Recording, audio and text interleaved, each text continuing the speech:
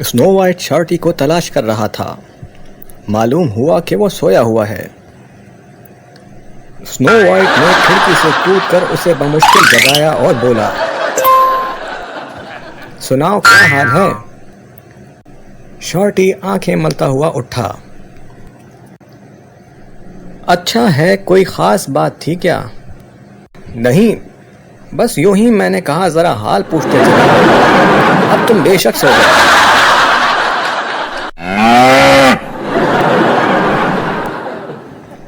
हम चाय पी रहे थे कि हफ आ गया। कहने लगा, चाय पर अंडे और मछली? भाई तुम लोग चाय पीते नहीं, चाय खाते हो। ये आज तुम्हारे बैरे ने कपड़े दूसरे पहन रखे हैं। ये कपड़े दूसरे नहीं, बैरा दूसरा है। इतने में बैरे ने मोडी के कपड़ों पर कुछ गिरा दिया। देखते नहीं, तुमने मेरे कपड़ों पर मार्मलेड गिरा दिया है। ओह, ये मार्मलेड था, मैं समझा जाम है। हमारे यहाँ भी निहायत नामाकूल बैरे हैं। कल मैंने अपने बैरे से कहा कि जूतों को यूं चमकाओ कि चेहरा नजर आने लगे। वो बोला, मैं चमका तो दूंगा, लेकिन आप अपने अक्स को पसंद नहीं करेंगे।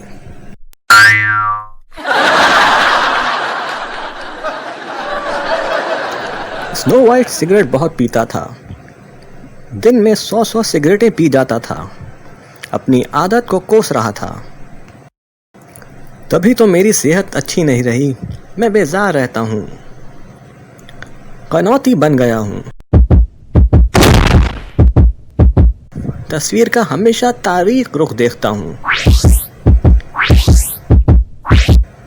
कल मैं इतना बेजार था कि जब सुबह आईना देखा तो मेरा अक्स बोला, बेचारा। लेकिन ये सिगरेट की आदत तुम्हें किसने डाली? दो चीजों ने, सिगरेट और माचिस। अनुपम बताया करता कि राज इस पर बुरी तरह फरीफ्ता है और आजकल बेचारी की हालत मखदूश है। राज यूं खत लिखती है, यूं मुलाकात के लिए मिन्नतें करती है। अनुपम देखने में काफी बख्शा हुआ था। इसने हम सबको इतना तंग किया कि मोडी ने मुझे कहा कि इसे खामोश करने का इंतजाम होना चाहिए।